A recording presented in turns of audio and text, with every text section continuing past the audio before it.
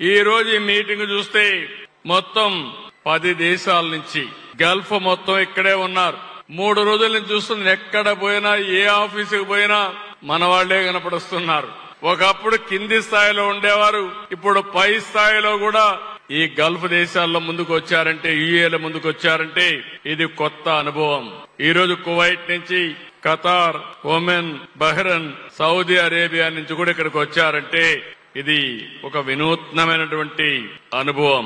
నేను ఒక రోజు మీకు చెప్పేవాడిని, మీరందరూ ఒక రోజున గ్లోబల్ సిటిజన్స్ గా ఉండాలని కోరుకున్నాను, కానీ ఈ రోజు గర్వంగా చెప్పగలుగుతున్న గ్లోబల్ లీడర్స్ గా తయారయ్యే పరిస్థితికి మీరు వచ్చారు. ఆ స్థాయికి రీచ్ అవుతున్నారు.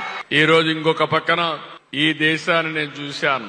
ప్రపంచం మొత్తం కూడా అధ్యయనం చేసినప్పుడు నాకు అనిపించేది, మొట్టమొదటిసారిగా భారతదేశంలో 1991లో ఆర్థిక సంస్కరణలు వచ్చాయి. 1995లో ఇంకా దానికంటే ముందే ఇంటర్నెట్ రెవల్యూషన్ వచ్చింది.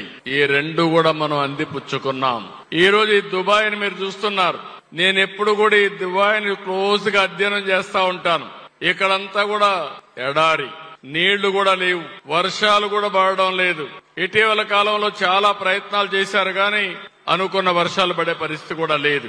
ఒక ఎడారిని స్వర్గం చేశారంటే అన్ని ఉన్న భారతదేశం, ఆంధ్రప్రదేశ్ రాష్ట్రం ఎక్కడుండాలనో మీరే ఆలోచించాల్సిందిగా మిమ్మల్ని అందరినీ కోరుతున్నా.